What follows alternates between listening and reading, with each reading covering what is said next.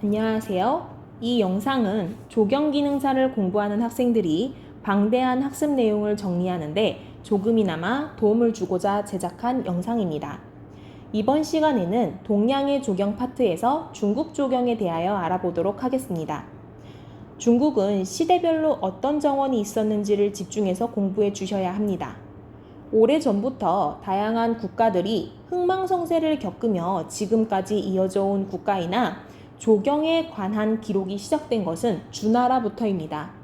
주나라부터 청나라까지 공부할 것이고 시대별로 순서를 먼저 외운 다음에 중요한 특징을 구분지어 알아두시면 됩니다. 자, 주시대에서 중요한 점은 조경에 관한 기록입니다.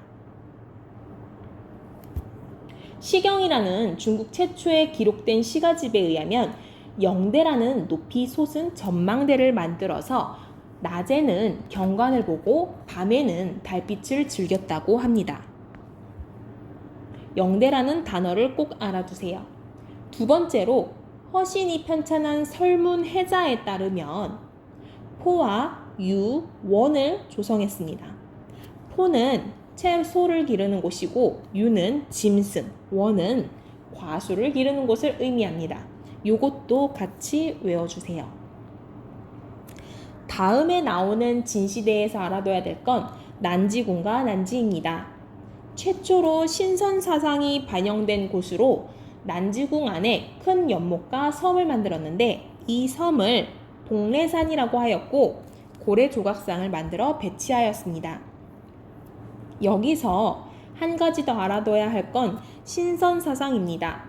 당시 중국의 불로장생과 관련된 사상으로 영주, 복례, 방장이라고 하는 세 개의 섬이 있는데 여긴 신선들이 살고 있으며 죽지 않고 이곳에 가면 영생을 누리는 불로장생이 가능하다고 믿었습니다. 그래서 이러한 사상을 정원에 반영하여 연못에 흙을 쌓아 섬을 만들어 영주, 복례, 방장이라고 불렀습니다. 진나라가 망하고 장안으로 수도를 옮긴 한시대는 금원이 등장합니다. 금원은 궁 안에 있는 정원을 의미하는데요. 한시대 장안성에 있던 정원들로는 상림원과 태액지를 꼽을 수 있습니다.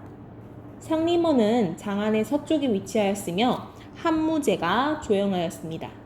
현재는 남아있지 않으나 희귀한 3,000여 종의 꽃나무를 식재하고 6개의 호수를 만들고 물가에 견우직녀상과 돌고래상을 세웠습니다. 태액지는 한시대 궁 안에 만들어졌던 커다란 연못을 의미하는데 못 안에는 신선사상을 의미하는 복례, 방장, 영주 세 개의 섬을 만들었습니다. 한시대에는 정원시설로 대곽, 각원을 사용하였는데요. 대는 상단을 산처럼 쌓아 올려 그 위에 높이 지은 건물을 의미하고 곽은 높은 곳에서 경관을 바라보는 건물을 의미하며 각은 궁이나 서원의 정자를 말하며 원은 정원을 의미합니다. 한시대 다음으로 위초고, 삼국시대와 진, 그리고 남북조 시대가 차례대로 열립니다. 이 중에 우리가 조경과 관련하여 알아두어야 하는 건 진시대에 등장하는 이인입니다. 이때 진시대는 앞서 등장했던 진시대와는 다른 진시대입니다. 앞서 등장했던 진시대는 진시황의 진시대이고 지금 등장하는 진시대는 사마염의 진입니다. 진시대에 나타난 왕이지라는 사람은 서예가이자 문인이었어요. 왕이지가 지은 난정기에 유상곡수연 풍류문화가 등장합니다. 유상곡수란 구불구불한 물길에 술잔을 동동 띄우고 술을 마시는 풍류를 의미합니다.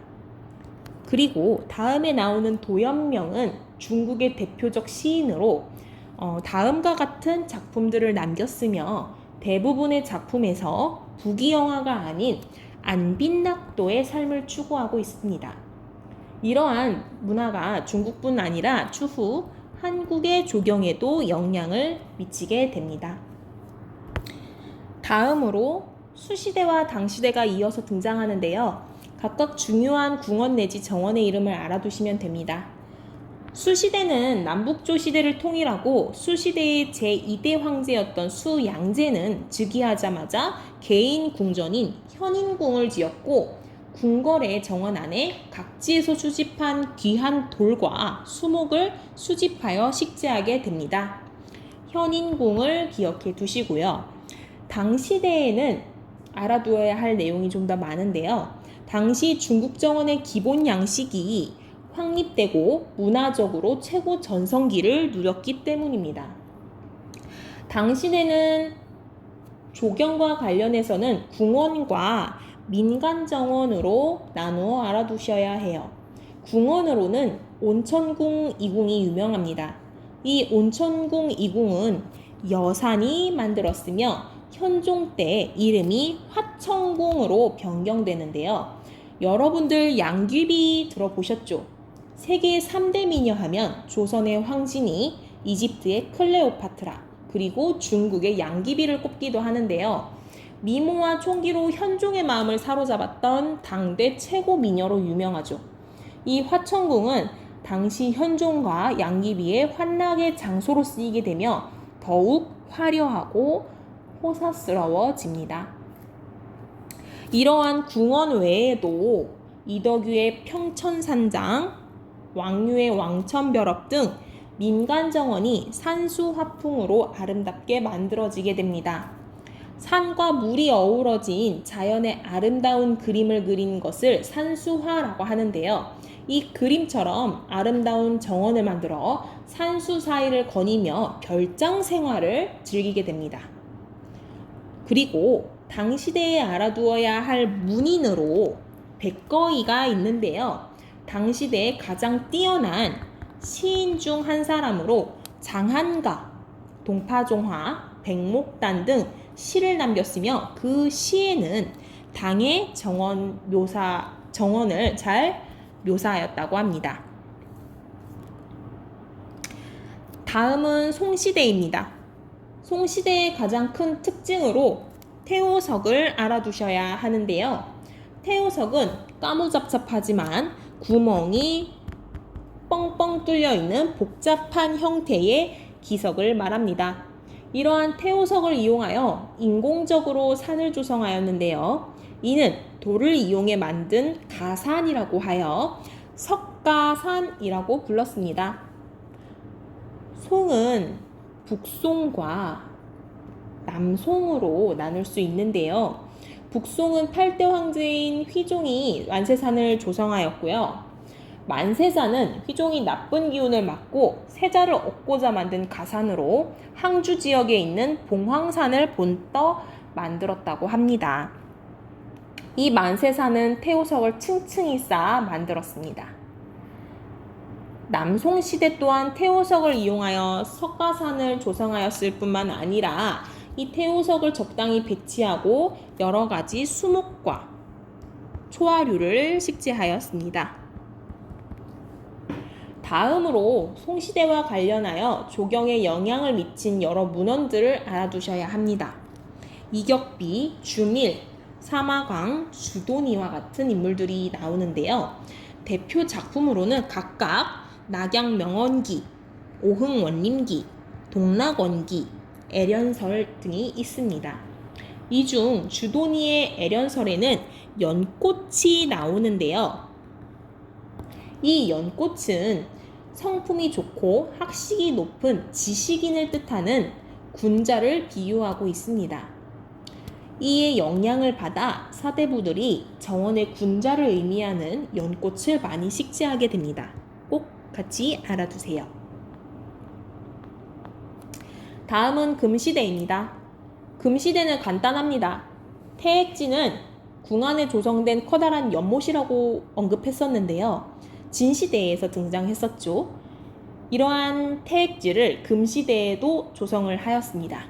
이때 조성한 태액지가 현재 북해공원이라고 불리는 중국의 정원 유적으로 남아 있습니다. 이 부분 알아두시고요. 다음으로 원시대입니다. 원시대는 궁원과 민간정원에 모두 태호석과 돌을 이용하여 많은 석가산을 만들었는데요. 민간정원 중 사자림이 가장 유명한 명원으로 남아 있습니다. 사자림은 소주 지역에 위치해 있으며 태호석을 이용한 석가산이 굉장히 유명한 정원입니다. 다음으로 명시대에도 유명한 민간 정원들이 나오는데요. 바로 작원과 졸정원입니다. 미만종이 설계하여 머물렀던 작원은 명시대 대표 정원으로 물을 잘 이용하였고, 마찬가지로 태호석을 이용한 석가산을 조성하였으며 물가에 버드나무와 백년을 식재하였다고 해요. 그리고 졸정원은 굉장히 유명한 명원인데요. 원시대에 나왔던 사자림과 마찬가지로 소주 지역의 명원 중 하나로 손꼽혀요. 중국의 국보급 정원입니다. 졸정원은 면적의 5분의 3 이상이 연못이라고 해도 될 정도로 다양한 수경 처리로 유명합니다. 졸정원 안에 있는 원양당은 주도니의 애련설의 영향을 받아 원양당 중심으로 연못가에 연꽃을 식재하였습니다. 같이 알아두세요. 명시대에 관련 서적으로는 이계성의 원야, 문진양의 장물지를 꼭 외워주세요. 원야는 3권으로 구성되어 있으며 차경수법과 설계자의 중요성을 강조했어요. 차경은 경치를 빌리다라는 의미를 가지고 있는데요. 정원 울타리 너머의 경관을 나의 정원으로 일부 가져오는 것을 말합니다. 차경은 쌤이 따로 나눠준 사진을 보면 이해가 조금 더 쉬울 거예요. 그리고 장물지 같은 경우는 총 12권으로 되어 있으며 1권부터 3권까지는 정원에 관한 내용과 조경 식재 방식이 수록되어 있습니다. 대망의 마지막 청시대입니다. 청시대의 궁원으로는 자금성과 원명원 이궁, 만수산 이궁, 그리고 열하피서 산장을 들 수 있습니다. 자금성 안에 있는 화단을 어하원이라고 하는데요. 태호석을 이용한 석가산과 괴석으로 장식했으며 측백나무과 수목인 백수를 식재하였습니다. 원명원 이궁은 서양식 건물과 프랑스식 정원 양식으로 조형되었으며 베누아가 설계하였습니다. 동양 최초의 서양식 정원이라는 것을 꼭꼭 알아두세요. 만수산 이궁은 세 개의 호수인 곤명호, 서호, 남호와 만수산으로 이루어져 있는데요. 추후 이하원으로 개명하게 됩니다. 같이 알아두시고요. 열하피서 산장은 황제의 여름 피서 별장이라고 생각하면 됩니다. 강희제가 조성하였습니다. 이궁의 개념으로 알아두시면 되겠습니다. 청시대의 민간정원으로 가장 대표적인 곳은 유원입니다. 유원은 영의 관료 서태시가 처음 만들었으며 청나라 때 재건되었어요. 그리고 관운봉이라는 커다란 태호석 봉우리가 있으며 허화실, 명과 암을 효과를 주어 유기적인 산수 경관을 잘 보여주는 정원입니다. 소주의 4대 명원 중 하나라는 거 반드시 알아두셨으면 좋겠어요. 자, 지금까지 중국 조경에 대해서 간단하게 쭉 살펴보았는데요. 굉장히 많죠? 시대별로 특징을 알아두시는 것이 좋습니다. 자, 마지막으로 2가지만 정리하도록 하겠습니다. 첫째로 중국 소주 지역에 있는 유명한 정원들을 반드시 알아두셔야 합니다. 아까 소주 지역에 유명한 명원으로 어떤 것들이 있다고 했었죠? 네. 등장하진 않았지만 송시대에 창랑정이 있다는 거 꼭 알아두시고요. 원시대의 사자림, 그리고 명시대의 졸정원, 청시대의 유원을 반드시 알아두셔야 합니다. 그리고 두 번째로 중국 조경의 특징을 다 같이 정리해 보도록 끝내도록 하겠습니다. 중국 조경은 자연경관이 아름다운 곳을 골라 석가산을 만든다거나 연못을 파는 등 일부 인공미가 느껴지도록 하였습니다. 그래서 자연미와 인공미가 공존한다는 거 알아두시고요. 자연과의 대비 효과를 정원에서 느낄 수 있도록 하였으며 디자인은 곡선과 직선을 사용하였습니다. 또한 가장 중요한 태호석을 활용하여 석가산을 쌓았으며 정원의 자신의 이상향을 반영하는 등 상징성을 느낄 수 있도록 사이주의적 표현을 하였습니다. 이렇게 중국의 특징 꼭 같이 알아두시고요. 이상으로 중국 조경을 마치고 우리는 일본 조경으로 함께 만나도록 하겠습니다. 안녕!